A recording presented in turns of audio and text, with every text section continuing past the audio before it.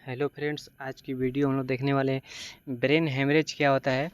Brain haemorrhage कैसे होता है, कैसे ठीक करें, वह कैसे इसका कौन सा इलाज होता है, वह इसका साइड इफ़ेक्ट क्या होता है, कैसे होता है। तो देखिए, वीडियो स्किप मत कीजिएगा, वीडियो के अंत तक बने रहिए। सबसे पहले हम लोग देखेंगे ब्रेन हेमरेज क्या होता है। तो यहाँ पे बोल रहा है कि भैया ब्रेन हेमरेज क्या होता है। तो ब्रेन हेमरेज यह एक आपाता स्थिति है, यानी यह एक इमरजेंसी आपदा मतलब क्या लग रहा है कि आपातकालीन यानी इमरजेंसी स्थिति है, जिसमें दिमाग की नस फटने से दिमाग के अंदर खून बहता है। जो हमारा देखिए दिमाग है यानी ब्रेन, अब ब्रेन के अंदर यहाँ पर पतली पतली नसें होती है। क्या होती है? पतली पतली नसें होती हैं। तो ये नस जो होती है फट जाती है, तो जिससे खून बहने यानी ब्लड बहने लगता है, जिससे हम लोग क्या बोलते हैं? ब्रेन हेमरेज बोलते हैं। तो ब्रेन हेमरेज यही होता है। अब देखिए ब्रेन हेमरेज कैसे होता है और वह क्यों होता है। देखिए ब्रेन हेमरेज क्यों होता है, सबसे पहले हम देखेंगे जो ब्रेन हेमरेज होता है, यानी ब्रेन हेमरेज होता क्यों है आखिर। तो बोला कि उच्च रक्तचाप, यदि उच्च रक्तचाप का उपचार न किया जाए तो यह वाहिकाओं के दीवारों को कमज़ोर कर सकता है।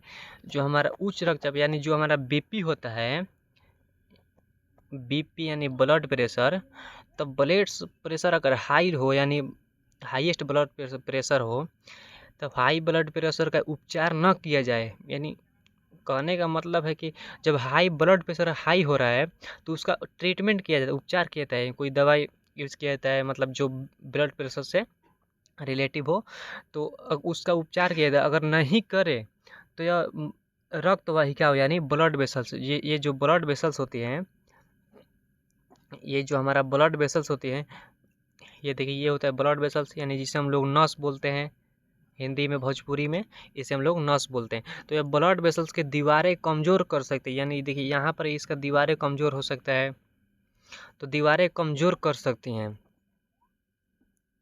मस्तिष्क में रक्त स्राव का कारण बन सकता है, और मस्तिष्क में रक्त स्राव यानी ब्लड बहने लगता है, यानी उसका कारण बन सकता है।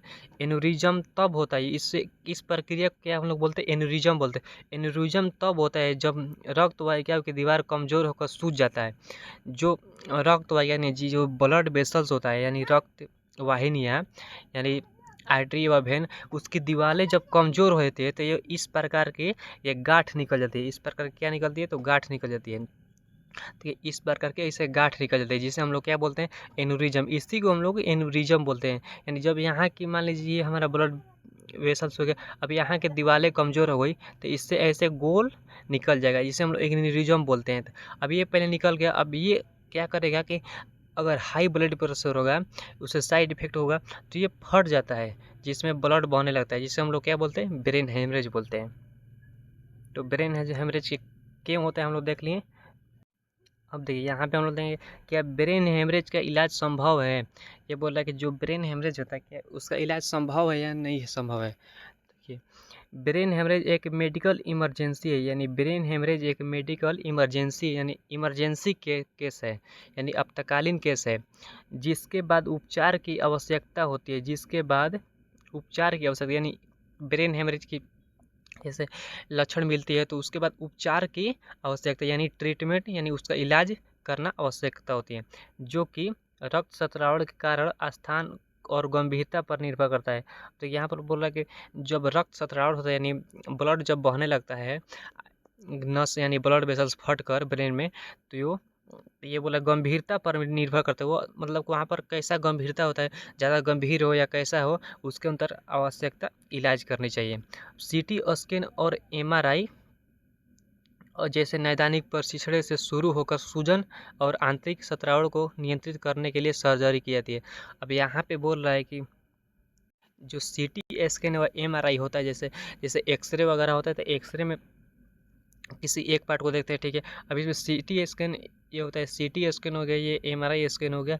अभी सीटी स्कैन में जैसे ब्रेन होता है, ब्रेन का सीटी स्कैन उसका जांच होता है, तो ये इस प्रकार से थ्री डी नहीं, इस प्रकार से इमेजें निकलते हैं, इस प्रकार से इमेज निकलते हैं। अब इस इमेज में ब्रेन की हेमरेज कहाँ पे हुआ है कहाँ नहीं, उसका जांच किया जाता है, तब इसके बाद सर्जरी की जाती है। यहाँ पर लिखा है सर्जरी की जाती है। अपन लोग देख लें क्या ब्रेन हेमरेज का इलाज संभव है या नहीं है।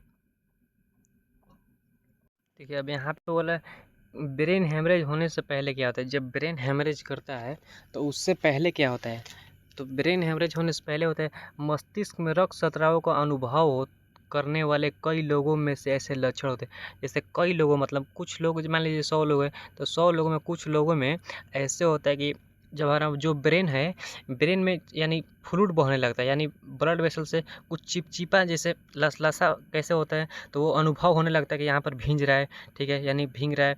तो वो रक्त स्राव का अनुभव करने वाले कई लोगों में से यानी अनुभव होने लगता है कि यहाँ पे हम लोग का रक्त स्राव हो रहा है। जैसे कि उन्हें स्ट्रोक हो रहा है जैसे, और उन लोग को लगता है जैसे स्ट्रोक कर जैसे बिजली का झटका लगता है, उसी प्रकार जैसे हार्ट का झटका होता है, तो उस प्रकार से स्ट्रोक हो रहा है। और उनके शरीर में एक तरफ रक्त कमजोरी, बोलने में कठिनाई या शून्यता की भावना विकसित हो सकती है।